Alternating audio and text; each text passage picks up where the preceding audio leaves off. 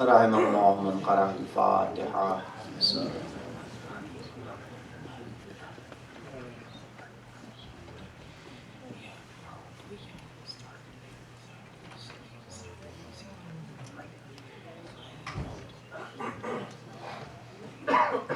اللهم صل على محمد وآل محمد.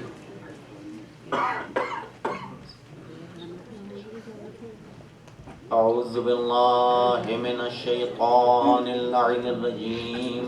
لا حول ولا قوة الا باللہ العلی العظیم. بسم اللہ الرحمن الرحیم. الحمد للہ رب العالمین بارئ الخلائق اجمعین، والصلاة والسلام علی اشرف الانبیاء والمرسلین، صاحب الحوض والکوثر والتاج والمغفر والخطبة والمنبر والوجه الانور والخد الاحمر والجبین الازهر والحسب الاطهر والنسب الاشهر، النبی الامی المکی المدنی القرشی الحاشمی الابتعی البدہی التہامی الحجازی العربی، الرسول المسدد المصطفى الامجد المحمود الاحمد، مولانا مولا الكونين جد الحسن والحسين نبي القاسم محمد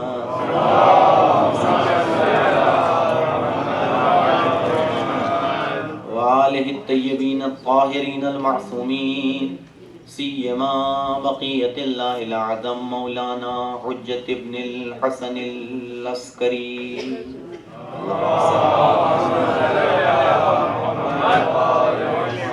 أما بعد فقد قال الله تعالى في قرآن المجيد وفرقانه الحميد. بسم الله الرحمن الرحيم. والشمس وضحاها والقمر إذا طلاها. ایک صلوات پڑھ دیں محمد.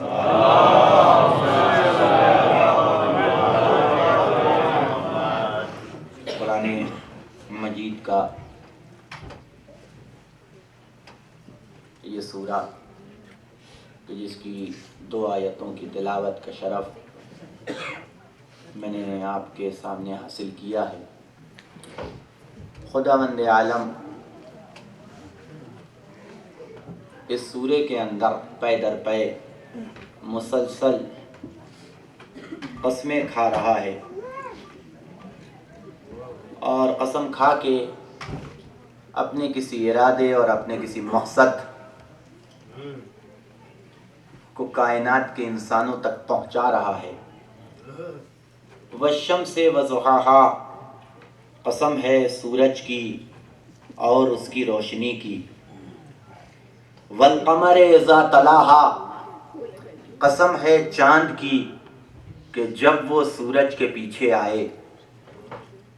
گفتگو قسم سے شروع ہو رہی ہے.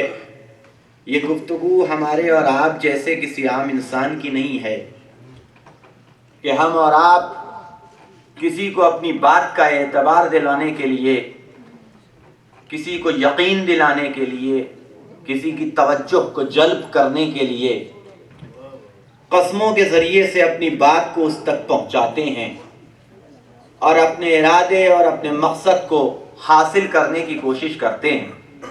نہیں، یہ وہ خدا ہے کہ جو کائنات کا خلق کرنے والا، چاند و سورج کا خالق، کائنات کو عالم وجود میں لانے والا، وہ خدا قسم کھا رہا ہے کہ جسے قسم کھانے کی ضرورت نہیں ہے، جو قسم کھانے کا محتاج نہیں ہے کہ وہ اپنی بات کو پہنچانے کے لیے قسم کھائے.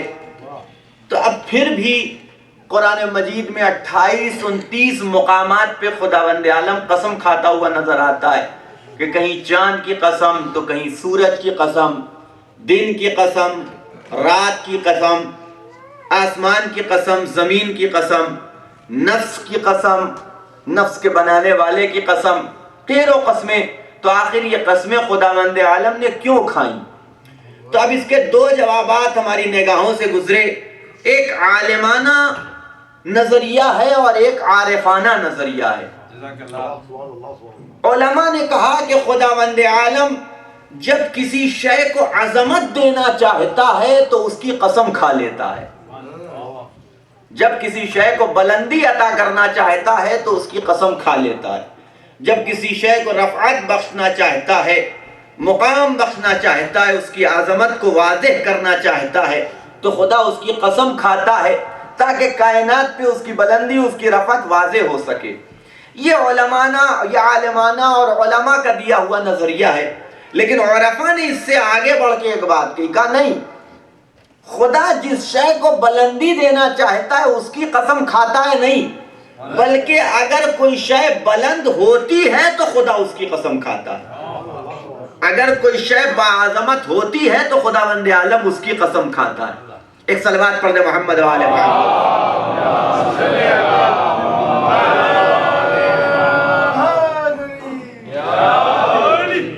خدا کو یقین دلانے کی ضرورت نہیں ہے، اس کی وجہ ہے کہ مومن کو یقین دلانے کی ضرورت نہیں، کافر مانے گا نہیں۔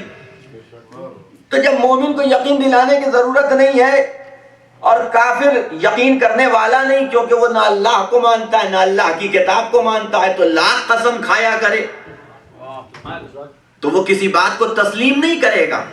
آپ غور کیجئے گا، دیکھیے ایک جملہ ہمارے اور آپ کے ہاں بولا جاتا ہے عام طور کے اوپر کہ یہ قسم کیوں کھائی جاتی، ہم بھی کھاتے ہیں آپ بھی کھاتے ہیں قسم، اور عنوان یہ ہوتا ہے کہ ہم یہ چاہتے ہیں کہ اس سے بات میں وزن پیدا ہو جائے، اس سے بات میں وزن پیدا ہو جائے، مخاطب ہماری بات پہ یقین کر لے، اعتماد کر لے، ہے کہ نہیں ایسا؟ یہ مقصد ہوتا ہے۔ اور اگر ہم یہ دیکھتے ہیں کہ بغیر قسم کھائے یقین کر لے گا انسان تو قسم کھانے کی ضرورت ہمیں محسوس۔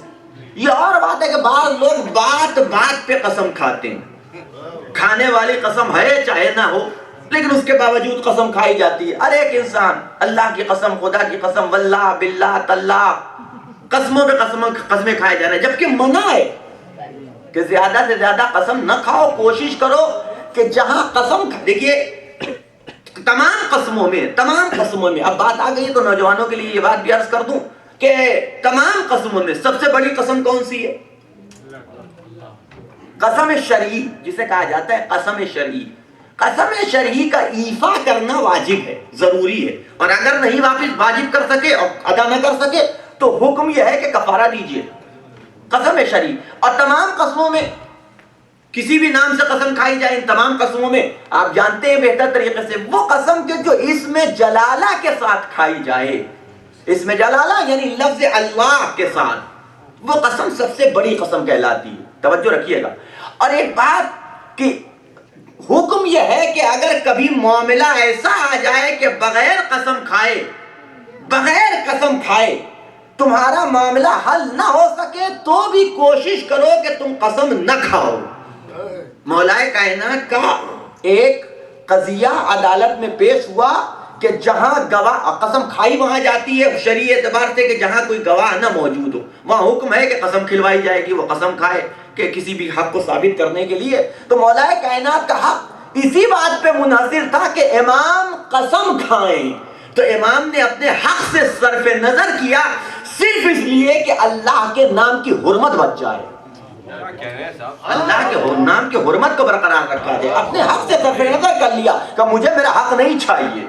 زرہ چوری ہو گئی تھی، امام نے کسی کے پاس دیکھی کہ یہ تو زرہ میری ہے، قاضی نے کہا اگر آپ کی ہے قسم کھائیے، امام نے کہا نہیں مجھے زرہ نہیں چاہیے، میں اللہ के नाम की हुरमत को बचाना चाहता हूँ। एक सलावत पढ़ दे मोहम्मद वाले मोहम्मद।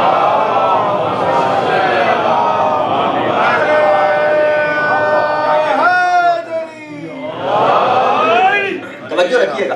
तो ये है कसम का उन्वान। तो बाद में वजन पैदा करना। अब आप ये देखिए, देखने वाली बात ये, एक जुमला हमारी और आपकी जबान से निकलता है बहुत ज्यादा, बड़ी छोटी बात और बहुत बड़ी बात, आपने बहुत बड़ी बात कह दी, कोई बात आपको पसंद आ गई, आप मुखातब से कहते हैं कि आपने बहुत बड़ी बात कह दी। कोई भी बात न बजाते खुद बड़ी होती है न छोटी होती है, बल्कि कोई चीज अलग से ऐड होती है कि जो बात को बड़ा बना दिया करती है। बाहर से कोई चीज ऐड हो जाती है, वो एडिशन जिसे कहिए, वो बात को बड़ा बनाता है। बज़ाहिर कोई शय बात खुद बजाते खुद बड़ी नहीं होती, फी ज़ाते फी नफ्से बात बात है, बात बात है। बिग ट्रूथ, بہت بڑا سچ، بھیا سچ سچ ہے، چھوٹا اور بڑا سچ نہیں ہوتا ہے کہ نہیں ہے؟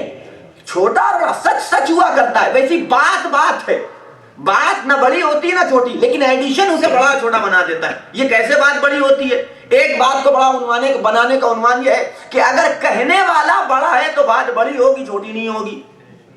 کہنے والا اگر بڑا ہے تو بات بڑی ہوگی۔ ایک بچہ کوئی بات کہے اس کی بات کا وزن اور، ایک بزرگ کوئی بات کہے اس کی بات کا وزن اور، ایک جاہل کوئی بات کہے اس کی بات کا وزن اور، ایک عالم کوئی بات کہہ دے، جیسے جیسے شخصیت بلند ہوتی جائے گی بات کا وزن بھی بڑھتا چلا جائے گا۔ توجہ رکھیے گا۔ تو اگر شخصیت بلند ہو تو بلند بات منہ سے نکلے گی، جس کے رتبے ہو سوا اس کو سوا مشکل ہے۔ جتنی بات شخصیت بلند، بات اتنی بلند ہوگی۔ تو ایک طریقہ بات کے بلند کرنے کا یہ ہے کہ اگر ذات بلند ہے تو بات بھی بلند ہوگی۔ دوسرا، اگر مخاطب بلند ہو، جس سے آپ محو کلام ہیں، جس سے آپ گفتگو کر رہے ہیں، جس سے آپ مخاطب ہیں، اگر وہ بلند ہوگا تو آپ کو بھی کوئی چھوٹی بات نہیں کرنی پڑے گی، بلکہ آپ کو بھی اس کی شایان شان گفتگو کرنی پڑے گی۔ کیا کہہ رہے ہیں صاحب؟ بچے سے آپ کوئی بات کہتے ہیں تو آپ کا انداز اور ہوتا ہے، بڑے سے اگر کوئی گفتگو کرتے ہیں تو انداز اور، بات کا وزن اور، بات کا لیول بھی بدل جاتا ہے، انداز بھی بدل جاتا ہے۔ بچوں سے اور طریقے سے بات کرتے ہیں، بڑے سے اور طریقے سے بات کرتے ہیں، جاہل سے اور طریقے سے بات کرتے ہیں، عالم سے اور طریقے سے بات کرتے ہیں، ہے کہ نہیں ہے؟ تو اگر مخاطب بلند ہو تو بات بلند ہوگی، اس سے کوئی بلند بات کی جائے گی، باعظمت اور باوزن اور باتیں کی جائیں گی، چھوٹی باتیں اس سے نہیں کی جائیں گی۔ تیسری بات، کہاں سے بات کہی جا رہی ہے، کہاں سے بات کہی جا رہی ہے۔ اگر وہ مقام بلند ہے تو بلند مقام سے کوئی بلند ہی بات کہی جاتی ہے، چھوٹی بات نہیں کہی جاتی۔ میں اگر زیر ممبر کوئی بات کہوں اس بات کا وزن اور، بالائے ممبر آ کے کوئی بات کہوں تو اس بات کا وزن اور کریں آپ، ہے کہ نہیں ہے؟ کیوں؟ رتبہ، مقام، جگہ بلند ہو گئی۔ توجہ رکھیے گا۔ تو اب میں کچھ بھی کہہ دوں، ایک عام انسان کچھ بھی کہہ دے اس کو یہ بات زیب دیتی، میں کچھ کہہ دوں فوراً آپ میری زبان پکڑیں گے، مولانا سب کہے آپ کو نہیں کہنی چاہیے۔ توجہ رکھیے گا، یہ آپ کو سب کہہ سکتے ہیں تو میں کیوں نہیں کہہ سکتا؟ کہ آپ کی جگہ بلند ہے، آپ کا مقام بلند ہے۔ توجہ رکھیے گا۔ تو اگر مقام بلند ہو جائے، جہاں سے کہی جا رہی ہے بات، آپ اس عہدے پہ پہنچ چکے، اس مقام پہ پہنچ چکے، اس عہدے اور مقام پہ پہنچنے کے بعد کوئی بلند ہی بات آپ کو زبان سے نکالنی ہے، معمولی بات آپ نہیں کر سکتے۔ غور کریں آپ، اس لیے کہ آپ کو اس جگہ کی لاج رکھنی ہے۔ چوتھا مرحلہ دیکھیے، میں کہیں لے جانا چاہتا ہوں آپ کو، چوتھی چیز کہ جو بات کو بلند بناتی ہے، جو بات قسم کھا کے کہی جاتی ہے وہ کوئی چھوٹی بات نہیں ہوتی، وہ بات بڑی ہوتی ہے۔ غور کریں آپ، چھوٹی موٹی بات کے لیے قسم نہیں کھایا جاتا بلکہ بڑی بات۔ تو 4 طریقے ہوئے بات کو بڑا بنانے کے۔ کہنے والا بلند ہو تو بات بڑی ہوگی، سننے والے بڑے بلند ہوں تو بات باوزن کہی جائے گی، مقام اگر بلند ہے کہ جہاں سے کہی جا رہی ہے تو وہ بات معمولی نہیں ہو سکتی بلکہ باوزن ہوگی۔ قسم کھا کے کوئی بات کہی جائے تو وہ بات بلند ہوگی، چھوٹی نہیں ہو سکتی۔ اب آپ کی سمجھ میں آیا کہ کائنات کی سب سے بڑی بات کیا ہے؟ کائنات کی سب سے بڑی بات کا نام ہے حدیث قصہ۔ نے غور نہیں فرمایا؟ کہنے والا کون؟ اللہ جل جلالہ، اس سے بلند کوئی نہیں۔ سننے والے کون؟ ملائکہ، بزم ملائکہ، ان سے بہتر معصوم مخاطب کوئی نہیں۔ کہاں جا رہا ہے؟ اعلیٰ علیین میں، اس سے بلند مقام کوئی نہیں، اور وہ بھی قسم کھا کے وعزتی و جلالی، میرے عزت و جلال کی قسم، وما خلقت السماء مبنیہ، کہ میں نے آسمان کا شامیانہ نہیں لگایا، زمین کا فرش نہیں بچھایا، یہ سمندروں میں روانی پیدا نہیں کی، ان پہ کشتیوں کو نہیں دوڑایا۔ کیوں؟ اور اگر کیا، اور عجیب بات یہ ہے کہ قرآن میں 28-29 مقامات پہ خدا نے قسم کھائی ہے، لیکن پورے قرآن میں کہیں خدا اپنی عزت و جلال کی قسم کھاتا ہوا نظر نہیں آیا۔ اتنے مقامات میں خدا کہیں اپنے عزت و جلال کی قسم کھاتا ہوا نظر نہیں آیا. صرف جب عظمت اہل بیت کو بیان کرنا ہوا تو خدا اپنے عزت و جلال کی قسم کھا رہا ہے. میرے عزت و جلال کی قسم کہ میں نے جو کچھ کیا ہے ان اہل بیت کی محبت میں کیا ہے. ایک صلوات پڑھ دے محمد وآل محمد.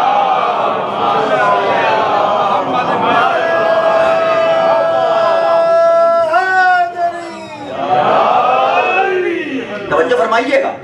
وعزتی و جلالی تو قسم اس لیے کھائی جاتی ہے. وہی قسم یہاں پہ بھی ہے والشمس وضحاہا. قسم ہے سورج کی اور اس کی روشنی کی. قسم ہے چاند کی کہ جب وہ سورج کے پیچھے آئے. مفسرین میں ایک طرح سے کھلبلی مچ گئی کہ اللہ سورج کا بھی خالق ہے, چاند کا بھی خالق ہے. یہ چاند و سورج میں اتنی کوالٹی پیدا کہاں سے ہو گئی کہ اللہ چاند کی قسم کھاتا ہوا نظر آئے, سورج کی قسم کھاتا ہوا نظر آئے. غور کریں اب یہ کوالٹی کہاں سے آ گئی چاند و سورج کے اندر. تو اب جب اس مسئلے پہ آ کے مفسرین کی نگاہ رکی تو انہوں نے کہا نہیں, نہ یہ چاند مراد ہے کہ جو ہمیں فلک پہ نظر آتا ہے, نہ یہ سورج مراد ہے کہ جو ہمیں ہر صبح جو ہمیں اپنا دیدار کراتا ہے, نہ یہ چاند مراد, نہ یہ سورج مراد, بلکہ جب اللہ کا حبیب اپنے بیت الشرف سے سج دھج کے مصلی عبادت کی طرف چلا تو اللہ کو یہ ادا اپنے حبیب کی اتنی بھا گئی کہ آیت نے چاور کر دی. والشمس وضحاہا. اے حبیب آپ کے سورج کی طرح دمکتے ہوئے چہرے کی قسم, آپ کے سورج کی طرح چمکتے ہوئے رخ انور کی قسم. اور ابھی نبی کچھ دور چلے تھے کہ گیا ہوا جبریل پھر واپس آیا اور اے حبیب اس چاند کی قسم کہ جو آپ کے پیچھے آ رہا ہے, نبی نے پلٹ کے دیکھا تو علی ابن ابی طالب آ رہے ہیں. ایک صلوات پڑھتے محمد وآل محمد.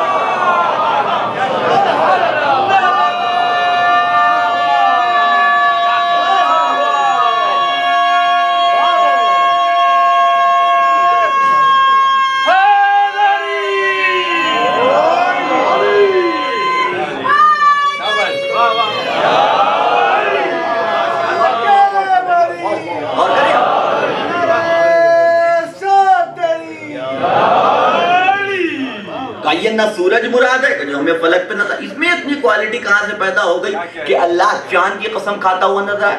یہ سورج میں کہاں سے اتنی کوالٹی پیدا ہو گئی کہ اللہ ان کا خالق, ان کا پیدا کرنے والا, ان کی قسم کھائے اور ان کے حوالے سے کہا نہ یہ سورج مراد ہے نہ یہ چاند, بلکہ سورج سے مراد نبی کی ذات والا صفات, چاند سے مراد علی ابن ابی طالب کی ذات والا صفات. اور عجیب بات ہے کہ نبی کو کہا گیا سورج, علی ابن ابی طالب کو کہا گیا چاند. استاد الاساتذہ کا یہ جملہ ہے کہ مسئلہ تو یہی ہے کہ نبی کو کہا گیا سورج, علی ابن ابی طالب کو کہا گیا چاند. یہ مسلمان کبھی سورج پہ جھگڑا نہیں کرتا, جب بھی جھگڑا کرتا ہے چاند پہ جھگڑا کرتا ہے. یہ مسلمان کبھی بھی سورج پہ جھگڑا نہیں کرتا کہ یہ پہلی کا سورج ہے کہ دوسری کا سورج ہے, یہ 29 کا سورج ہے کہ یہ 30 کا سورج ہے. جب بھی جھگڑا کرتا ہے تو چاند کے مسئلے پہ کہ یہ 29 کا چاند ہے یا 30 کا چاند ہے, پہلی ہوئی کہ نہیں ہوئی. غور کیجئے گا. اور آپ کو بتا دوں کہ یہ پہلی تھی کہ نہیں تھی پتہ کب چلتا ہے جانتے ہیں آپ؟ یہ چاند 29 کا تھا یا 30 کا پتہ اس وقت چلتا ہے جب 14ویں کا چاند نکل آتا ہے. 14ویں کی رات وہ ہوتی ہے کہ جب چاند پورا ہو جاتا ہے تب پتہ چلتا ہے کہ جسے ہم پہلی سمجھ رہے تھے وہ پہلی تھی بھی کہ نہیں تھی. توجہ رکھیے گا. آج اس مسئلے پہ کہ علی پہلے تھے کہ چوتھے تھے, جتنا جھگڑا چاہے کرنا چاہے کر لو, ابھی اہل بیت کا 14ویں کا چاند پردے میں ہے. آئے گا تو بتائے گا کہ یہ پہلے تھے کہ چوتھے تھے. ایک صلوات پڑھتے محمد و آل محمد.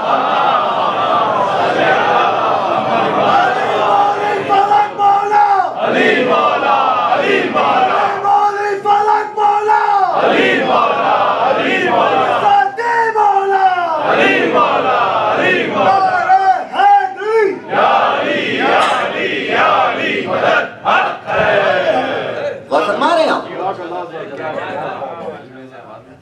مولا کائنات کو چاند کہہ کے مخاطب کیا گیا، علی ابن ابی طالب کو سورج کہہ کے مخاطب کیا گیا۔ قرآن کا ترجمہ اگر آپ اٹھا کے دیکھیں گے تو یہی ہے، والشمس وضحاہا، قسم ہے سورج کی اور اس کی روشنی کی، والقمر اذا تلاہا، اور قسم ہے چاند کی کہ جب وہ سورج کے پیچھے آئے۔ یہی جملہ ہے، یہی ترجمہ، تلا کے معنی ہوتے ہیں پیچھے آنا، تلاہا اس کے پیچھے آئے، جو سورج کے پیچھے آئے، یعنی کیا مطلب؟ بلا فصل آئے، بلا فصل آئے سورج جنوب چاند طلوع کرے۔ لیکن یہاں پہ دو مسئلے ہیں، ایک عنوان جانشینی ہے اور ایک عنوان ایمان، دو اہم ترین عنوان جسے واضح ہونا چاہیے، ایک عنوان جانشینی ہے اور ایک عنوان ایمان۔ اگر جانشینی کے اعتبار سے دیکھا جائے تو بے شک علی ابن ابی طالب نبی کے بعد، بے شک، اگر بے عنوان، لیکن جانشین بعد میں آتا ہے، خلیفہ بعد میں آتا ہے، وسیع اصل کے بعد آتا ہے، تو اگر بے عنوان جانشینی اور بے عنوان خلافت اور بے عنوان وصایت دیکھا جائے تو علی ابن ابی طالب نبی کے بعد، لیکن اگر ایمان کے اعتبار سے دیکھا جائے اور ایمان کا عنوان لیا جائے تو جو عمر نبی کے ایمان کی ہے وہی عمر علی ابن ابی طالب کے ایمان کی، جو عمر نبی کے ایمان کی۔ اب یہاں فرق نہیں ہے بعد اور پہلے کا کوئی تصور نہیں، جو عمر نبی کے ایمان کی وہی عمر علی ابن ابی طالب کے ایمان کی۔ اس لیے کہ کائنات کا کوئی بھی یک چشم مورخ بھی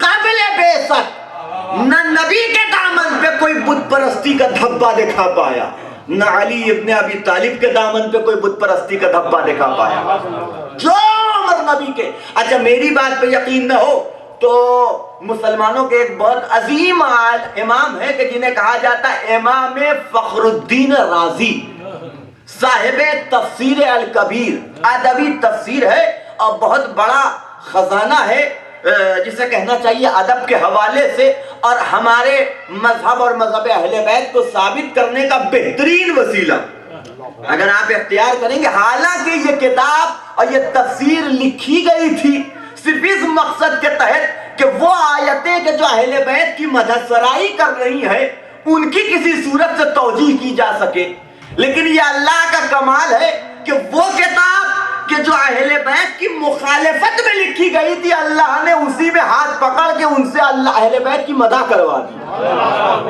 اور کریں آپ تفسیر کبیر اگر آپ اس کا دیکھیں گے عنوان اور اس کے حوالے سے علماء سے سوال کریں گے تو وہ آپ کو بتائیں گے کہ یہ کیوں لکھی گئی تھی۔ اسی کو کہا جاتا ہے جادو وہ جو سر چڑھ کے بولے۔ اور کریں آپ تو لکھوا دیا گیا، یہ کتاب ہے تفسیر الکبیر، اٹھا کے دیکھیے آپ۔ ایک شخص نے ان کی کتابوں کا مطالعہ کیا، امام فخر الدین رازی، ان کی کتابوں کا مطالعہ کیا، مطالعہ کرنے کے بعد ان کے پاس آیا اور آنے کے بعد کہنے لگا کہ جناب میں نے آپ کی کتابیں پڑھی۔ کہا اچھا، کہ لیکن آپ کی کتاب پڑھنے میں مجھے آپ کا دو انداز اور دو عنوان نظر آیا۔ کہا وہ کیا؟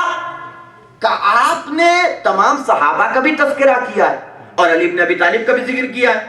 یہ بات سنی ہوگی لیکن میں جہاں تک آنا چاہتا ہوں اس کے لیے زحمت دے رہا ہوں۔ ماشاءاللہ، آپ نے صحابہ کا بھی تذکرہ کیا، علی ابن ابی طالب کا بھی ذکر کیا، لیکن جب آپ صحابہ کا تذکرہ کرتے ہیں تو عنوان اور ہے، علی ابن ابی طالب کا ذکر کرتے ہیں تو عنوان اور، ان کے کسی اور طریقے سے آواز دیتے ہیں اور پکارتے ہیں ان کو کسی اور۔ وہ کیا کہ جب آپ صحابہ کا کسی صحابہ کا اور کسی صحابی کا بھی ذکر فرماتے ہیں نام کے ساتھ احتراماً فرماتے ہیں رضی اللہ عنہ، اللہ ان سے راضی ہو جائے، رضی اللہ عنہ، اللہ ان سے راضی ہو جائے، یہ دعائیہ جملہ ہے۔ جیسے غفرہ اللہ، اللہ انہیں بخش دے، رحمت اللہ، اللہ تم پہ رحم کرے۔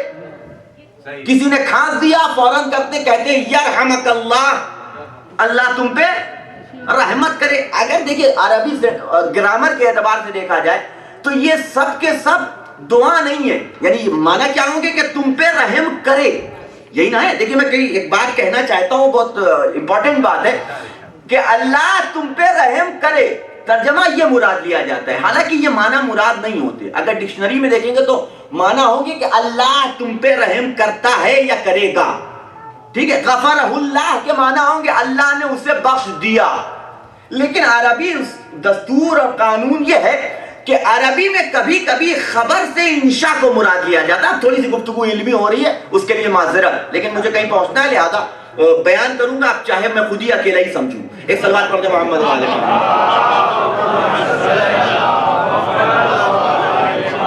اور کریں آپ. جیسے غفر اللہ ہے, اب ہوتا ہے نا الگ الگ سینٹنس ہوتے ہیں, جیسے انگلش میں بھی اسی طریقے کا ہے کہ کبھی جو ہے آدمی حکم دیتا ہے کام کرنے کی, یہ کام کر دو, ٹھیک ہے, یا پھر یہ کام کر دو, یہ حکم ہے. کبھی کہتے ہیں جب ہو جاتا ہے کام تو کہا جاتا ہے یہ کام تم نے کر دیا, ٹھیک ہے. تو عربی کا دستور یہ ہے کہ یہ کام کر دیا بولتے ہیں, لیکن معنی مراد لیتے ہیں یہ کام کر دو.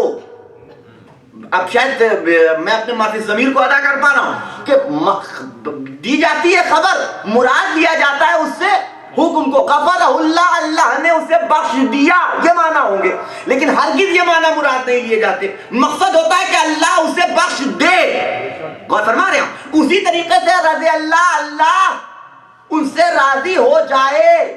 کب سے دو رہی 1400 سال پہلے سے لے کر کے آج تک. اللہ رحیم و کریم ہے, اللہ غفور ہے. توجہ رکھیے گا, دیکھیے اللہ کے صفات و کمالات میں سے ایک اہم ترین صفت ہے کہ جس سے ہر انسان کو کام ہے اور چاہیے کہ ہم اس کا ورد کرتے رہیں. وہ صفت کیا ہے, وہ نام کیا ہے اللہ کا؟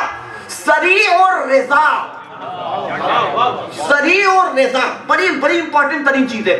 آپ غور کیجئے گا, اللہ انسان سے سب سے زیادہ اس دنیا میں محبت کرنے والا کون؟ واقعاً محبت کرنے والا. للہ بیوی کا نام نہ لیجئے گا. ایک صلوات پڑھ دے محمد وآل محمد. غور کریں آپ, سب سے زیادہ واقعاً کوئی محبت کرنے والا تو اسے ماں کہا جاتا ہے, اسے ماں کہا جاتا ہے نا. حقیقتاً اولاد سے ایک انسان سے واقعاً محبت کرنے والی, جس محبت کے پیچھے کوئی مقصد کوئی مطلب نہ چھپا ہوا ہو, اسے کہا جاتا ہے ماں. یہ اکلوتا وجود ہے, یہ اکلوتا وجود انسان کے لیے.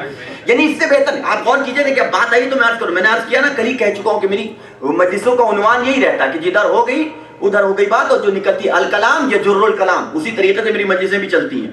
توجہ رکھیے گا, ایک واقعاً محبت کرنے والی. کائنات میں تنہا آپ کا دوست ہو, کوئی بھی ہو, جب تک زندہ ہے آپ کو فائدہ پہنچا سکتا ہے, جب تک زندہ ہے آپ کو فائدہ پہنچا سکتا ہے. اور بس کوئی بھی ہو, دوست ہو, چچا ہو, ماموں ہو, رشتہ دار ہو, کوئی بھی ہو, جب تک زندہ ہے تبھی تک آپ کو فائدہ پہنچا سکتا. مرنے کے بعد کوئی آپ کو فائدہ نہیں پہنچا سکتا. مرنے کے بعد کوئی آپ کی دنیا اور آخرت کو سوار نہیں سکتا. صرف دو وجود ہیں کہ جو مرنے کے بعد بھی انسان کو فیض پہنچاتے رہتے ہیں, ایک اہل بیت اور ایک ماں باپ. اور کریں میں کیا عرض کر رہا ہوں, ایک اہل بیت کہ اس دنیا سے جانے کے باوجود وہ آپ کا فیض وہ آپ تک پہنچا رہے ہیں, اور دوسری ہے دوسرے ماں باپ کہ اس دنیا سے چلے گئے لیکن اس کے باوجود ان کا فیض ہے کہ جو آپ کے شامل حال ہے, ان کی دعائیں ہیں کہ جو آپ کے شامل حال ہے. توجہ فرما رہے ہیں آپ. تو یہ ہے ماں باپ. تو ماں کے حوالے سے یہ جملہ ہے کہ ماں اس وجود کا نام ہے کہ جو سب سے آخر میں ناراض ہوتی ہے اور سب سے پہلے راضی ہو جاتی ہے. اور کریں آپ, ماں کے حوالے سے کسی کو بھی منانا بڑا مشکل کام ہے, ناراض ہو جائے تو رضایت لے لینا یہ بڑا سخت ترین کام ہے. لیکن تنہا ماں ہے ایک ایسا وجود کہ جو سب سے آخر میں ناراض ہو اور سب سے پہلے راضی ہو جاتی ہے. غور کیجئے گا, کیوں؟ اس لیے کہ اللہ نے اپنی صفت رحم کا ایک ہلکا سا ٹکڑا ماں کے وجود میں رکھ دیا. پوری رحمت نہیں, پوری رحمت نہیں, اپنی صفت رحم کا ایک معمولی جز ماں کے حوالے کر دیا. تو ماں خود پریشان ہو سکتی ہے, اولاد کو پریشان نہیں دیکھ سکتی. غور کیجئے گا انسان گرامی, ہے کہ نہیں ایسا؟ تو ماں کے حوالے سے یہ جملہ کہ سب سے دیر میں ناراض ہو اور سب سے پہلے دادی ہو جائے, ہے کہ نہیں ہے؟ سب سے دیر میں ناراض, سب سے پہلے راضی ہو جائے, جس کے اندر پوری رحمت اللہ نے نہیں رکھی, ایک جز رکھا ہے, ایک جز. اب وہ خدا کہ جو رحمان بھی ہے, رحیم بھی ہے, ارحم الراحمین بھی ہے, بڑا رحم کرنے والا, اس نے اپنا یہ لقب مخصوص کر رکھا ہے سریع اور رضا. بہت جلدی راضی ہو جانے والا. ماں اتنی جلدی راضی ہو جاتی ہے نافرمان اولاد سے, تو خدا کتنی جلدی راضی ہوگا.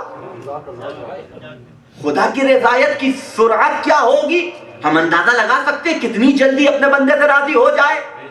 غور کیجئے گا, وہ سریع اور رضا ہے کہ نہیں ہے. اسی لیے حکم ہے کہ اللہ کی رضایت طلب کرتے رہو. مرنے والا مر گیا, ادھر انتقال ہوا, جانے والا چلا گیا, لوگ آئے, آنے کے بعد ہر ایک انسان اس کی مغفرت کی دعا کر رہا ہے, اللہ اسے بخش دے, اللہ اسے معاف کر دے, اللہ اسے جوار معصومین میں, ہے کہ نہیں, یہی تو عنوان ہوتا ہے. اس دنیا سے چلا گیا, دعائیں ہو رہی ہیں, اللہ اسے معاف کرے, اللہ اس کی مغفرت کرے, اللہ اسے بخش دے, اللہ اس پر رحم کرے. دفن و کفن ہو رہا ہے, کفن دفن میں بھی کفن پہنایا جا رہا ہے, اس میں بھی یہی عنوان, دعائیں ہو رہی ہیں, شہادت نامہ لکھا جا رہا ہے. جو کفن پہنا رہا ہے اس کے لیے حکم ہے کہ یہ دعائیں پڑھتے ہوئے کفن پہناؤ, اس کی مغفرت کی دعا کرتے ہوئے کفن پہناؤ. وہ دعائیں مغفرت بھی کرتا جا رہا ہے. اب جو آ رہا ہے تعزیت میں, ایک سورہ فاتحہ, ایک سورہ فاتحہ, ایک سورہ فاتحہ, یہ ثواب پہنچ رہا ہے کہ نہیں پہنچ رہا ہے مردے کو, پہنچ رہا ہے کہ نہیں پہنچ رہا ہے مردے کو. آپ غور کیجئے گا, کفن پہنایا گیا, جنازہ لے کے چلے, لا الہ الا اللہ محمد رسول اللہ کہتے ہوئے چلے جا رہے ہیں. قبر کی منزلوں تک پہنچے, نماز پڑھی گئی, وہاں پہلا جملہ اللہم انا لا نعلم منہ الا خیر وانت عالم بہ منا, اللہم ان کان محسنا فزد فی احسانہ وان کان مسیئا فتجاوز عنہ. اے میرے معبود, اگر یہ مومن ہے, محسن ہے, احسان کرنے والا ہے تو اس کے احسان میں اضافہ فرما, اور اگر یہ خطاکار ہے تو اس کی گناہوں سے درگزر. یہ دعا ہو رہی کہ نہیں ہو رہی ہے, کس سے, اللہ سے. کس سے ہو رہی ہے, سریع الرضا سے ہو رہی ہے. سریع الرضا سے یہ مانگا جا رہا ہے. قبر میں اتارا گیا, تلقین پڑھی جا رہی ہے, اللہم عفک عفک عفک, اے میں معبود بخش دے بخش دے بخش دے, معاف کر معاف کر معاف کر. دعا ہو رہی ہے, قبر ڈھانکی گئی, پھر سورہ فاتحہ. وہاں سے لوگ واپس آئے, سیوم کی مجلس کا انتظام, آنے والے آئے, مجلس میں شرکت کرنے والوں کا ثواب مردے تک پہنچ رہا ہے. کھانے کا انتظام ہوا, کھانے کھلانے کا ثواب مردے تک پہنچ رہا ہے. ممبر پہ بیٹھ کے مجلس پڑھی گئی, اس کا ثواب. دیکھیں میں کہیں لے جانا چاہتا ہوں, بلا وجہ اتنی تمہید نہیں مان رہا, یہ سب کچھ مردے تک پہنچ رہا. سیوم ختم ہوا, 10واں ہوا, 20واں ہوا. امریکہ میں ہوتا ہے کہ نہیں ہوتا ہے, ہم لوگوں کیا تو ہوتا ہی, آپ جانتے ہی ہندوستان میں 10ویں میں بھی مجلس, 20ویں میں بھی مجلس, 30واں بھی مجلس, پھر 40واں ہوا. بہترین انتظام ہے کہ نہیں. اور آج کے زمانے میں تو 40واں کرنا شادی کرنے سے زیادہ سخت ہو گیا.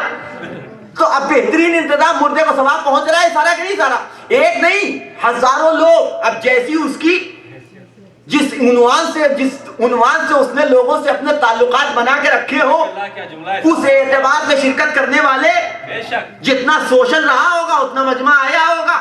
کچھ مروت میں آئیں گے, کچھ کھانے کے لیے آئیں گے, کچھ مسجد میں سننے کے لیے آئیں گے, لیکن آئیں گے چاہتے نہ چاہتے صحیح, ایک سورہ فاتحہ تو پڑھ ہی دیں گے اسے. یہ سارا ثواب اسے پہنچ رہا ہے. 40واں ختم, چھمائی ختم, برسی. اب یہ برسی کا سلسلہ لگاتار چل رہا ہے, ہر سال برسی ہو رہی ہے. جیسی لائق اولاد چھوڑ کر کے گیا ہو, یہ ثواب پہنچ. اتنی دعا جس کے لیے ہو, کیا اللہ اسے نہ بخشے گا؟ آپ غور کیجئے گا, اتنی مدت تک انتقال سے لے کر کے 10 سال, 15 سال, 20 سال, جتنے سال اولاد رہی, اور اگر پوتے وغیرہ بھی اہل چھوڑ کے چلا گیا, تو یہ سلسلہ جو جاری ہے, کتنا ہی بڑا گنہگار کیوں نہ ہو, اگر صاحب ایمان اٹھا ہوگا تو کیا اللہ اسے نہ بخشے گا؟ بخشے گا نا, اس لیے کہ وہ سریع الرضا ہے, جلدی بخشنے والا. اب آ جائیے بات کی طرف, غور کیجئے گا. رضی اللہ عنہ کا مطلب کیا ہے؟ اللہ ان سے راضی ہو جائے.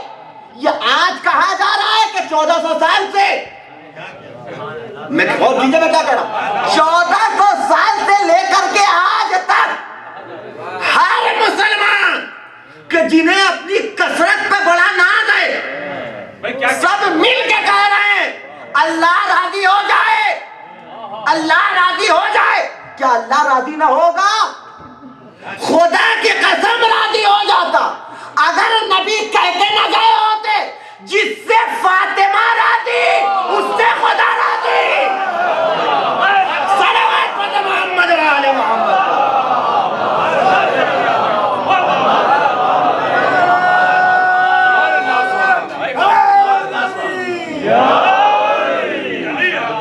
اس سے بہتر انداز میں نعرہ صلوات ہوتا ہے.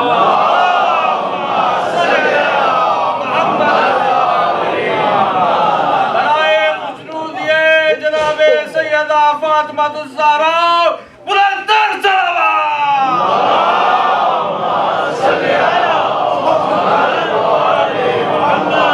آپ غور کریں ہے کہ نہیں.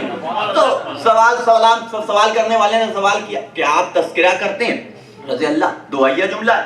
یہی وجہ ہے کہ ہم اہل بیت کو رضی اللہ عنہ نہیں کہتے بلکہ علیہ السلام کہتے ہیں. لیکن رکیے, یہاں پہ بھی ایک معاملہ ہے, یہ بھی تھوڑا سا عربک گرامر سے تعلق رکھنے والا ہے.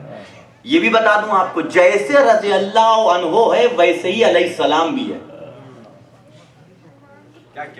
یہاں تک تو سنا ہوگا شاید آپ نے, لیکن یہ نہیں سنا. جیسے رضی اللہ عنہ ہے ویسے ہی علیہ السلام بھی ہے.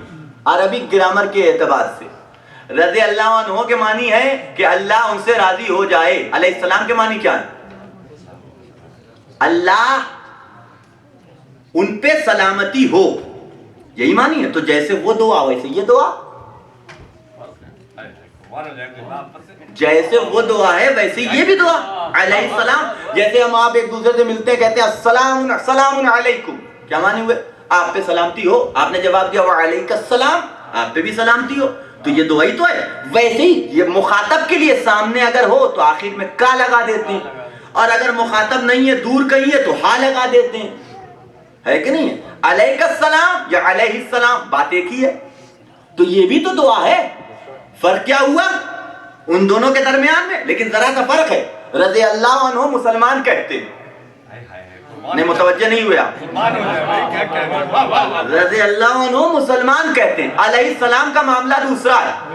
دعا کب تک دعا رہتی ہے یہ بتائیے آپ مجھے. دعا کب تک دعا رہتی ہے؟ دو عنوان ہیں. دعا اس وقت تک دعا رہتی ہے جب تک کہ باب اجابت سے ٹکرا نہ جائے. کیا کہہ رہے ہیں؟ دعا اس وقت تک دعا رہتی ہے جب تک کہ مستجاب نہ ہو جائے, ہے کہ نہیں؟ اس وقت تک دعا رہتی ہے. دوسری بات, دعا کرتا کون ہے؟ دعا وہ کرتا ہے کہ جو بے اختیار ہو, جو بے اختیار ہو. دعا اس چیز کے لیے کی جاتی ہے کہ جو ہمارے اختیار سے باہر ہو. اور کر رہا ہوں میں, کیا کر رہا ہوں؟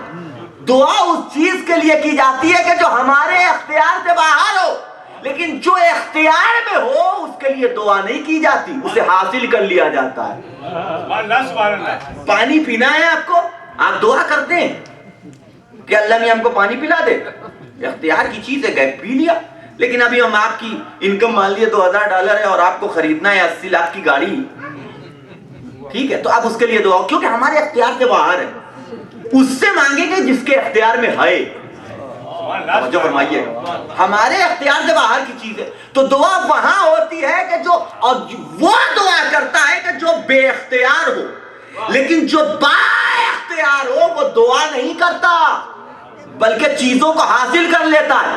اگر اہل بیت کو علیہ السلام کا لقب ہم نے دیا ہوتا, نہیں توجہ نہیں فرما رہے, تو یہ کہا جا سکتا تھا کہ یہ دعا ہے. لیکن اگر وہ با اختیار خدا کسی کے بارے میں کہے سلام علی الفین, سلام علی من اتبع الہدی, اگر وہ خدا کہے کہ اہل بیت پہ سلام ہو, اب کس میں جرات ہے کہ وہ یہ کہے کہ خدا دعا کر رہا ہے؟ اما خدا کس سے دعا کرے گا؟ خدا دعا نہیں کر رہا ہے بلکہ بتا رہا ہے کہ سلامتی انہی کے لیے ہے. اب اگر تم سلامتی چاہتے ہو تو انہیں علیہ السلام کہو. ایک صلوات پر تمام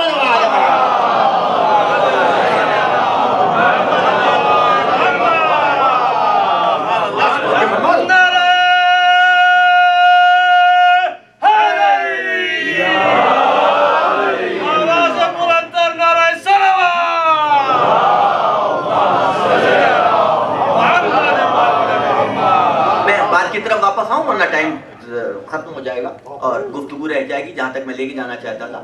کہ آنے والا آیا کل ہے کہ آپ نے تذکرہ کیا ہے صحابہ کا بھی, علی بن ابی طالب کا بھی, لیکن جب علی بن ابی طالب کا تذکرہ کرتے تو انداز اور جب صحابہ کا تذکرہ کرتے ہیں تو انداز اور کہ وہ کیا کہ جب آپ صحابہ کا ذکر کرتے ہیں تو فرماتے ہیں رضی اللہ عنہ، لیکن جب علی ابن ابی طالب کا تذکرہ کرتے ہیں تو جملہ دوسرا، کرم اللہ وجہہ، کرم اللہ وجہہ، اللہ ان کے چہرے کو باکرامت تر کرے، باکرامت کرے نہیں، باکرامت تر کرے، توجہ رکھیے گا، یعنی باکرامت ہے چہرہ، اس کرامت میں اور اضافہ کرے۔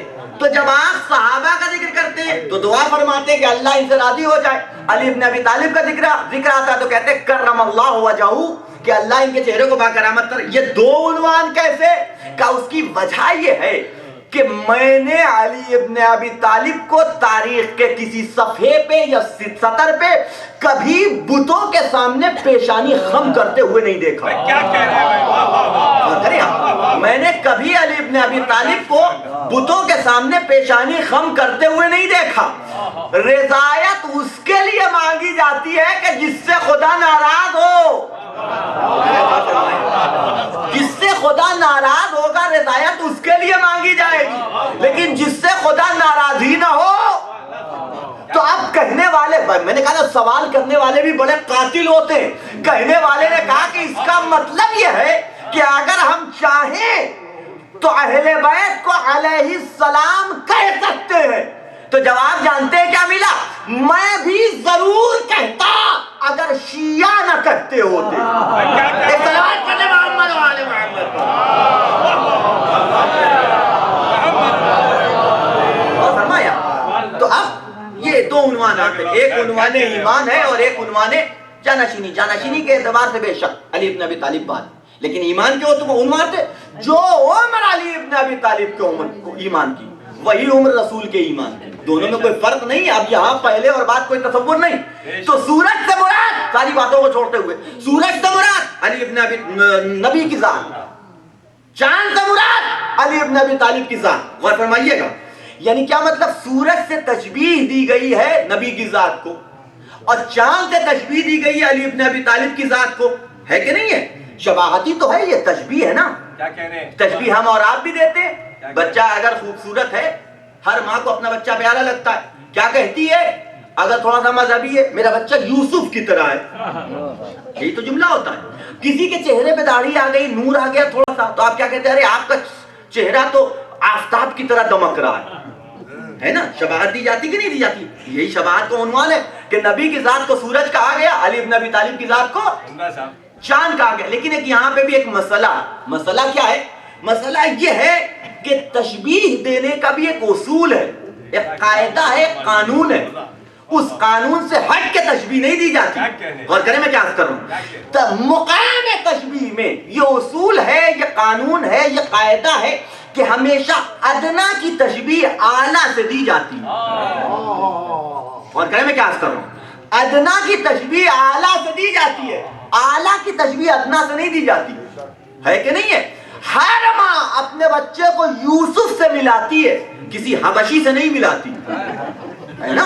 ہر ماں اپنے بچے کو یوسف سے ملاتی، کیوں؟ ادنا کی تشبیہ۔ حالانکہ کیا وہ یوسف کے حسن جیسا حسن رکھنے والا بچہ ہے؟ نہیں رکھنے والا بچہ ہے۔ کہاں یوسف کا حسن کہ جس کا قصیدہ قرآن پڑھ رہا ہے؟ کہاں ہمارے اور آپ کے بچے کا حسن؟ بے شک پیارا بچہ ہے، ہر ماں کو اپنا بچہ پیارا لگتا ہے، لیکن تشبیہ دیتی ہے۔ اصول تشبیہ یہی ہے کہ ہر ادنا کی تشبیہ اعلیٰ سے دی جاتی ہے، ادنا کی تشبیہ اعلیٰ سے۔ آپ کا چہرہ چاند کی طرح دمک رہا ہے، واقعاً دمک رہا ہے نہیں نا، لیکن تشبیہ دی جاتی تو مقام تشبیہ کا اصول ہے کہ ادنا کی تشبیہ اعلیٰ سے دی جائے، ہے کہ نہیں؟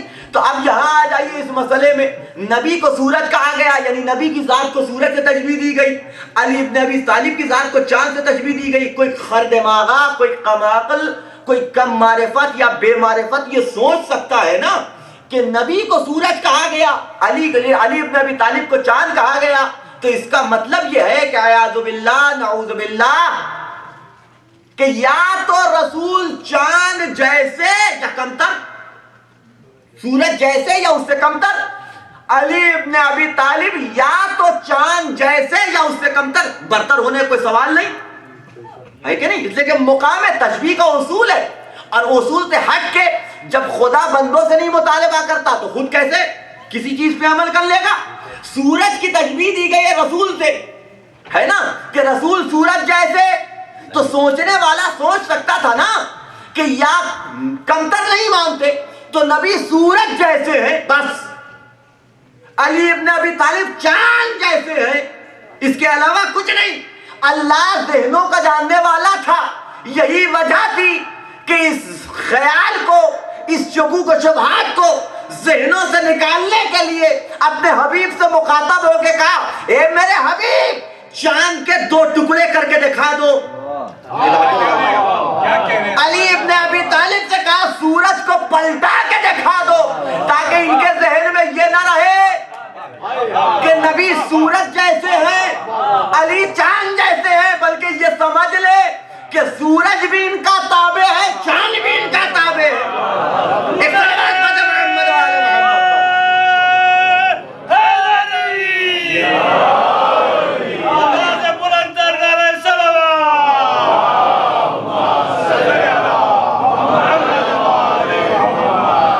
اور کریں سوچنے والا سوچ سکتا تھا ہی نہیں سوچ سکتا تھا، لہذا مقام تشبیہ میں کہ اب مجبوری کیا جائے، کیا ضرورت تھی بھی سورج سے اور چاند سے تشبیہ دینے کی؟ یہ نور ہیں، اور نور کی شباہت تشبیہ نور سے دی جا سکتی ہے، ظلمت سے نہیں دی جا سکتی۔ یہ ہماری اس کائنات کی مجبوری ہے کہ ہمارے پاس چاند و سورج سے زیادہ روشن چیز ہے ہی نہیں۔ یہ ہماری کائنات کی مجبوری ہے کہ ہمارے پاس چاند و سورج سے زیادہ روشن چیز ہے ہی نہیں، تو اب خدا اپنے ان خاص بندوں کو تشبیہ دے تو کس چیز سے دے؟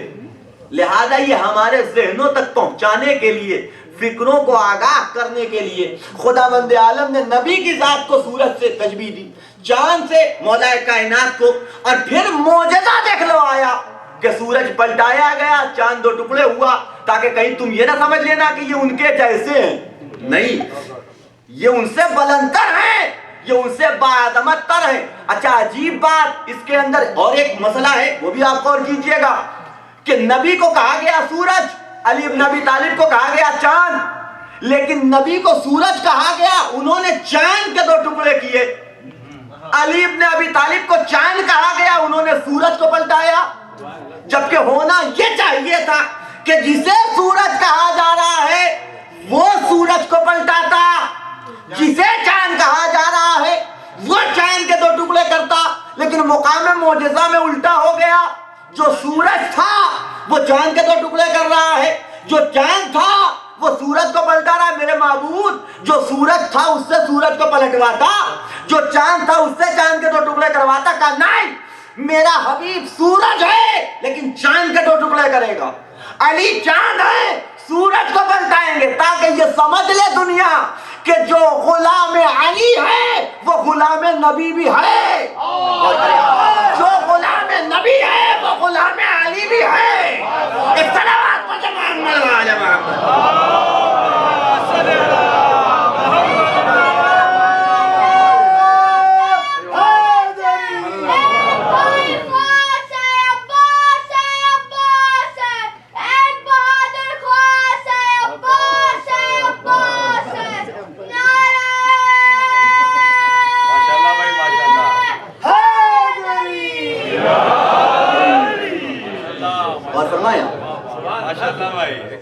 ایک یہ عنوان ہے، کیا کہنے، واہ واہ واہ، نبی کی ذات کو سورج کہا گیا، یہ اتنی قسمیں۔ اب میرا وقت ختم ہو گیا، لہذا انشاءاللہ کل کی مجلس میں اگر بات رہے گی تو عرض کروں گا آپ کی خدمت میں، اور اس حوالے سے کہ قسمیں کھا رہا ہے خداوند عالم، 1-2 قسم نہیں، مسلسل قسمیں۔ آپ سوچئے اتنی قسم کھا کے خداوند عالم جو بات کہے وہ کتنی امپورٹنٹ ہوگی، معمولی بات ہوگی۔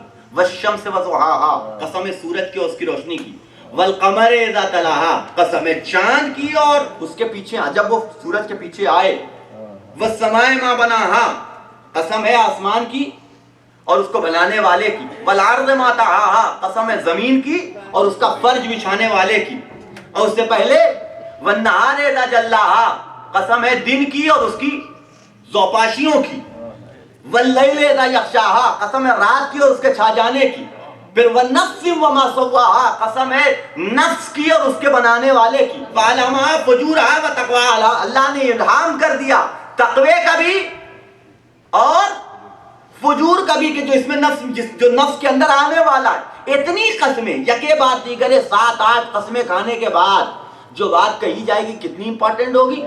اب اتنی قسم کھا کے جو بات خدا کہہ رہا، قد افلح من زکاہا، بتحقیق کامیاب وہی ہے کہ جس نے اپنا تزکیہ نفس کر لیا۔ کیا کہہ رہے ہیں؟ اتنی قسمیں کھانے کے قد افلح من زکاہا، بتحقیق کامیاب اسی کو کہتے ہیں کہ جس نے اپنا تزکیہ نفس کر لیا۔ اتنی قسمیں کھانے کے بعد، اتنی قسمیں کھانے کے بعد کیا کہنے سے؟ خداوند عالم کامیابی کی سند دے رہا ہے ان لوگوں کو کہ جو اپنے نفس کو پاک و پاکیزہ بنا چکے ہیں۔ کیا کہنے سے؟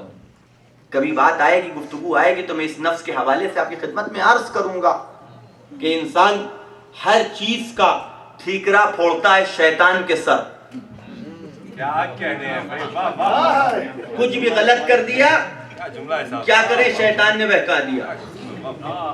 کچھ بھی کر دیا شیطان نے بہکا دیا۔ شیطان صرف اور صرف اتنا کر سکتا ہے کہ کائنات کو آپ کے سامنے مزین کر دے اور بس، دیٹس آل۔ وہ آپ کو کھینچ کر کے گناہ کی طرف لے نہیں جا سکتا، کیا کہنے؟ وہ آپ کو کھینچ کر کے گناہ کی طرف لے نہیں جا سکتا۔ یہ اختیار اللہ نے شیطان کو نہیں دیا۔ انسان کو شیطان کے مقابلے میں کمزور نہیں بنایا ہے بلکہ قوی بنایا ہے۔ کیا کہنے ہیں؟ سبحان اللہ، سبحان اللہ۔ انسان شیطان کے مقابلے میں کمزور نہیں ہے۔ آپ قرآن اٹھا کے دیکھیے، قرآن کی آیتیں اس بات کی گواہی دیں گی کہ اللہ نے شیطان کو انسان کے مقابلے میں قوت نہیں دی ہے، انسان کو زیادہ قوی بنایا ہے، شیطان کو کم قوت دی ہے۔ بے شک۔ تو شیطان بس اتنا کر سکتا ہے کہ آپ کو بہلائے، پکارے، آ جاؤ آ جاؤ، آواز دے، لیکن آپ کا بازو پکڑ کے گناہ تک نہیں لے جاتا۔ اور کیجئے گا عزیزان گرامی، کبھی بھی گناہ تک بازو پکڑ کے نہیں لے جاتا بلکہ صرف مزین کرتا ہے۔ اور یہ بھی یاد رکھیے گا، بازار میں ابھی جا رہا تھا میں، یہی امریکہ کی بات ہے، کہ یہ دیکھیے شیطانوں کا بازار ہے۔ ایک جگہ سے انہوں نے گزارا کہ دیکھیے شیطان یہی رہتا ہے۔ ہم نے کہا آپ غلط کہتے ہیں، شیطان یہاں ہو ہی نہیں سکتا، اس لیے کہ شیطان کا یہاں کام ہی کیا ہے؟ کیا کہہ رہے ہیں مولانا؟ سبحان اللہ، سبحان اللہ، سبحان اللہ۔ شیطان کا یہاں کون سا کام سبحان اللہ، ہے؟ سبحان اللہ۔ شیطان یہاں کیا کرے گا؟ اس لیے کہ یہاں تو ضرورت ہی نہیں ہے اس کی، جہاں اس کا کام نہیں ہوتا وہ فالتو تھوڑی بیٹھتا ہے۔ جہاں اس کا کام نہیں ہے وہاں آ کے کیا کرے گا؟ کہنے گا پھر کہاں ملے گا شیطان؟ ہم نے کہا شیطان ملے گا مسجد میں، شیطان ملے گا مجلسوں کے اندر، شیطان ملے گا عبادت گاہوں کے اندر۔ کیوں؟ اس لیے کہ یہاں اس کا کام ہے، یہاں اس کا کام ہے۔ جو آلریڈی بہکے ہوئے ہیں ان کو بہکا کے کیا کرے گا؟ اس کا کام ہے ان لوگوں کو بہکانا کہ جو راہ راست پہ ہیں۔ تو بہکانے کے لیے راہ راستی والی جگہ پہ آنا پڑے گا اسے۔ اور یقین مانیے گا کہ شیطان کبھی بھی بے عملی کے ذریعے سے کسی کو نہیں بہکاتا بلکہ عمل کے ذریعے سے بہکاتا ہے کہ نہیں ہے؟ عمل کے ذریعے سے بہکاتا ہے۔ یہ ایک عنوان ہوتا ہے کہ شیطان کبھی بھی بے عملی کے ذریعے سے کسی انسان کو نہیں، اچھے عمل کے ذریعے سے بہکاتا ہے، نماز کے ذریعے سے بہکاتا ہے، روزے کے ذریعے سے بہکاتا ہے، حج کے ذریعے سے بہکاتا ہے، جہاد کے ذریعے سے بہکاتا ہے، خمس کے ذریعے سے بہکاتا ہے، مجلسوں کے ذریعے سے بہکاتا ہے۔ اور کیجئے گا جانے کے راج، بہکانا اس کا کام ہی ہے، عنوان یہی ہے۔ کیسے بہکاتا ہے؟ کم نماز پڑھو نماز، ہمیں کوئی اعتراض تھوڑی ہے، لیکن اللہ کے لیے نہ پڑھو۔ مسجد میں کھڑے ہوئے، اقامت کہی، کوئی نہیں مسجد میں خالی، اب ایک مرتبہ تکبیرۃ الاحرام اللہ اکبر بڑے خضوع و خشوع کے ساتھ پڑھنے کے لیے کھڑے ہوئے، اتنے میں 2-3 افراد آ گئے، آگے بیٹھے۔ اب ہماری نماز کا رنگ بدل گیا، معلوم ہوا پہلے قرات کچھ اور تھی، اب قرات کچھ اور ہے۔ پہلے نماز کا انداز کچھ اور تھا، اب انداز کچھ اور ہے۔ پہلے فل اسپیڈ سے نماز ہو رہی تھی، اب بالکل آہستہ آہستہ ہو رہی ہے۔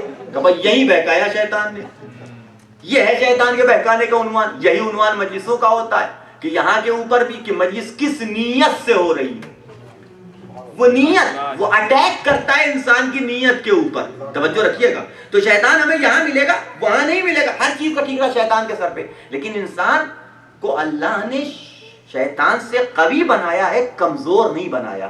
اگر انسان بہکتا ہے تو صرف اور صرف اپنے نفس کے بہکانے کی بنیاد سے۔ یہ جو انسان کے اندر خواہشات، تمایلات، یہ جو چیزیں ہیں، یہ انسان کو گناہ کی طرف لے جاتی ہیں۔ اگر اس پہ کنٹرول کر لیا جائے تو شیطان کا کوئی اختیار نہیں ہمارے اوپر، شیطان کا کوئی اختیار نہیں ہمارے اوپر۔ یہ چیزیں ہیں کہ جو ہمیں بہکاتی ہیں۔ اسی لیے قرآن نے زیادہ تر مقامات پہ یہ کہا ہے کہ اپنے آپ کو اپنے نفس سے بچانے کی کوشش کرو، شیطان سے بچانے کی ضرورت نہیں ہے، وہ تو تمہارا کچھ بگاڑ ہی نہیں سکتا، وہ تو تمہارا کچھ بگاڑ ہی نہیں سکتا۔ اگر بچانا ہے اپنے آپ کو تو اپنے نفس سے بچانے کی کوشش کرو، اگر اس سے بچ گئے تو شیطان سے خود بخود بچ جاؤ گے۔ اتنا خالص کرو تاکہ تمہیں بھی کامیابی کی سند مل جائے۔ ایک صلوات پڑھ دیں محمد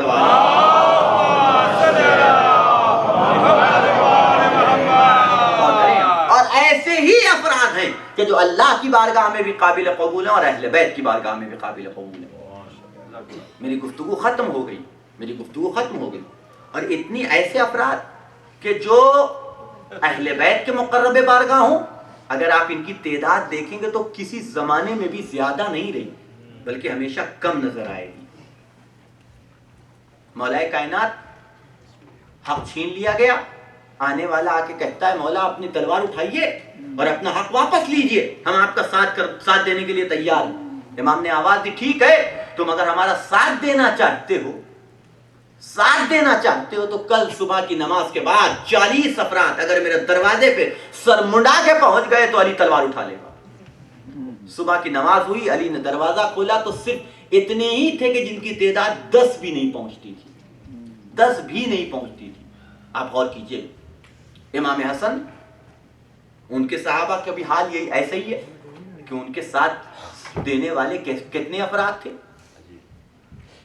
جنگ کے میدان میں سوال کرنے والے نے سوال کیا مولا کاہے کے لیے سلوک کر رہے ہیں؟ کہ میں دیکھ رہا ہوں کہ یہ میرے سردار ہیں، میری طرف ہیں، لیکن کام معاویہ کا کر رہے ہیں، یہ بک چکے ہیں، اگر آج جنگ ہوگی تو یہ ہمارے افراد مارے جائیں گے، یزید معاویہ کے افراد قتل نہیں ہوں گے، وہ تہہ تیغ نہیں ہوں گے۔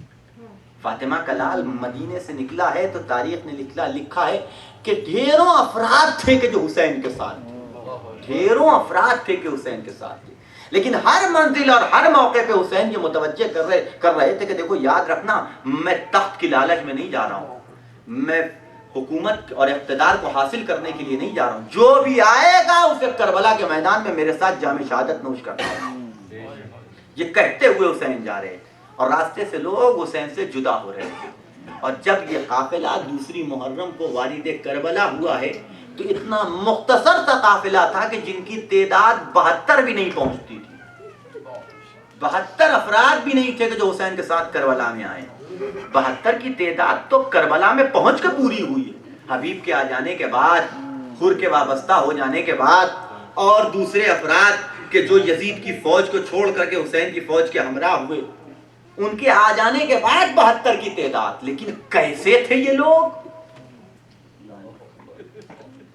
اور کتنا اعتماد انہیں اہل بیت کا حاصل تھا؟ یقین مانیے اگر حسین نہ بتاتے کہ میرے جانثار کیسے ہیں، پریکٹیکلی دنیا کے سامنے نہ لاتے، تو کائنات کل کو لکھ سکتی تھی کہ انجانی موت مر گئے، لا علمی میں جان چلی گئی۔ لیکن حسین نے آواز دی نہیں، جس طریقے سے پیروکاروں کی ذمہ داری ہے کہ وہ اپنے امام کو پہچنوائیں، ویسے ہی امام کی ذمہ داری ہے کہ وہ اپنے ماننے والوں کا تعارف پیش کرے اور یہ بتائے کہ میرے ماننے والے کیسے ہیں۔ یہی وجہ تھی کہ جب شام غریبہ آئی ہے اور حسین خیمے میں بیٹھے، سارے صحابی بیٹھے ہوئے ہیں جانثار امام کی نگاہوں کے سامنے، اور ایک مرتبہ امام مخاطب ہو کے آواز دیتے ہیں، اے میرے جانثارو، مجھے تمہاری وفا پہ یقین ہے، مجھے تمہاری جانثاری کا اعتبار ہے، لیکن دیکھو یہ جو فوج آئی ہوئی ہے یہ ہمارے خون کی پیاسی ہے، اسے حسین کا سر چاہیے، اسے حسین کا خون چاہیے، اسے تم سے کوئی سروکار نہیں، انہیں اگر حسین کا سر مل جائے تو یہ چلے جائیں گے، دیکھو میں تمہاری گردنوں سے قلادہ بیعت اتارے لیتا ہوں، تمہیں اجازت دیتا ہوں، جاؤ چلے جاؤ۔ جاؤ چلے جاؤ. آپ سوچئے حسین اجازت دے رہے تھے, ساتھ میں جنت کا پروانہ بھی, کہ یہ نہ سمجھنا کہ اگر مجھے چھوڑ کے چلے جاؤ گے تو کل جنت میں نہیں پہنچ پاؤ گے. نہیں, جنت کی ذمہ داری تمہاری حسین لیتا. جاؤ چلے جاؤ, اختیار دے رہا ہوں, اختیار دے رہا ہوں. لیکن سب اپنی جگہ بیٹھے ہوئے.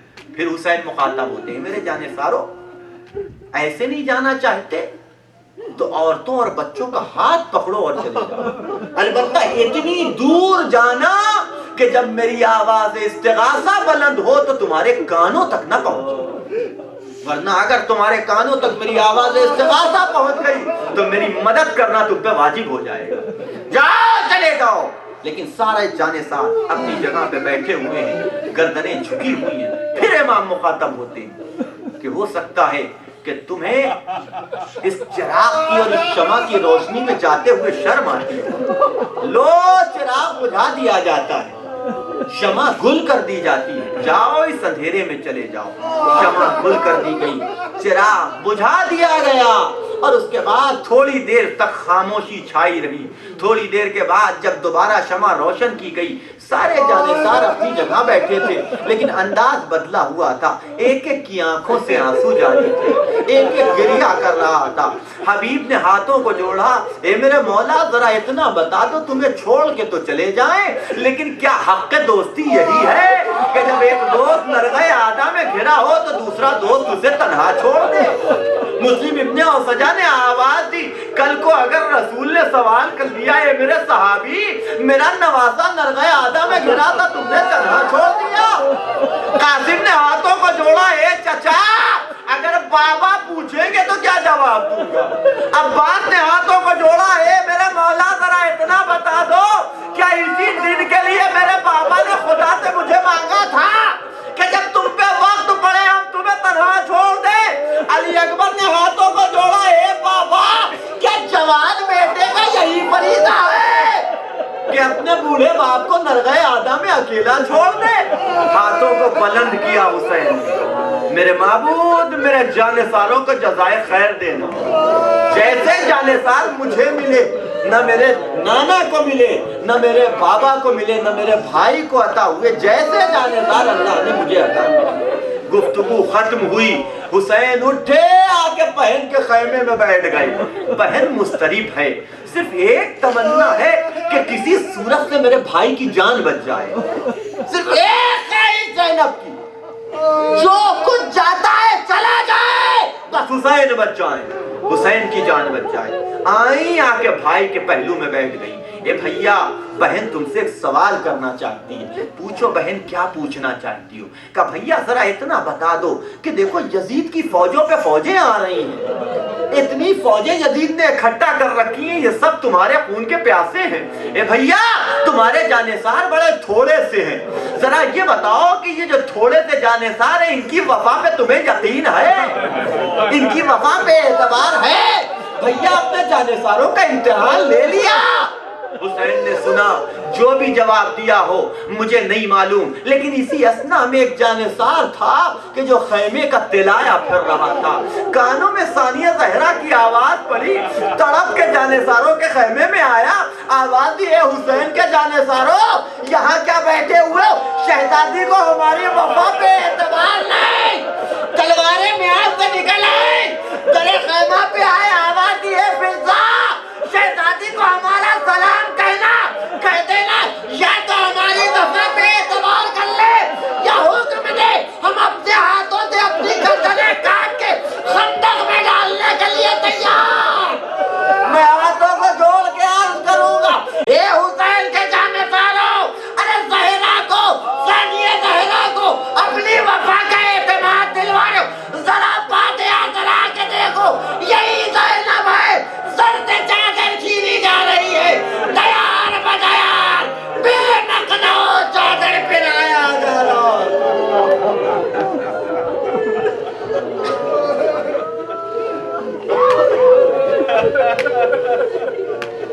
انا للہ و انا الیہ راجعون. فسيعلم الذين ظلموا أي منقلب ينقلبون. اللهم بحق محمد وأنت المحمود وبحق علي وأنت الأعلى وبحق فاطمة وأنت فاطر السماوات وبحق الحسن وأنت المحسن وبحق الحسين وأنت قديم الإحسان وبحق أئمة التسعة الطاهرين من ذرية حسين عليه السلام ربنا تقبل منا إنك أنت السميع العليم ربنا آتنا في الدنيا حسنة وفي الآخرة حسنة وقنا عذاب النار. Hussein, Hussein.